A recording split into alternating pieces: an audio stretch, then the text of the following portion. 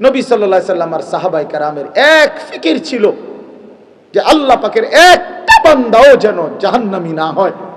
কিভাবে জাহান্নাম থেকে বাঁচাবে, নবীজির কলিজাটার মধ্যে শুধু এই ফিকির ছিল।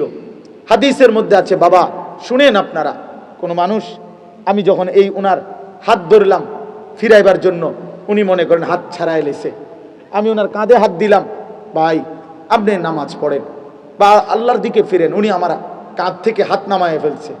কিন্তু আমি যখন শেষ, আমার সিদ্ধান্ত আমি তারে ফেরাবই, আমি তারে জাহান্নাম থেকে বাঁচাইতে চাই, তখন আমি তার কোমরের মধ্যে জড়াইয়া ধরলাম, কোমরে জড়াইয়া ধরে কইলাম, ভাই তুই ওই আগুনের দিকে যাইও না, আমি তোমারে ফিরাইতে চাই। এ কোমরে জড়াইয়া ধরলে কোমরের মধ্যে তখন কিন্তু ছুটাটা কঠিন না? কথা বলেন না কেন? খোদার কসম নবীজি বলছে, উম্মত আমি তোমাদেরকে জাহান্নাম থেকে বাঁচাবার জন্য এমন যেন কোমরে ধরে ধরে আগুন থেকে বাঁচাইবার চেষ্টা করতেছি। রাসূলুল্লাহ সাল্লাল্লাহু আলাইহি ওয়াসাল্লামের ফিকির ছিল, ওয়া আনা আখিযুন বিহুজাজিকুম, আমি তোমাদের কোমর ধরে ধরে জাহান্নাম থেকে বাঁচাইতে চাচ্ছি।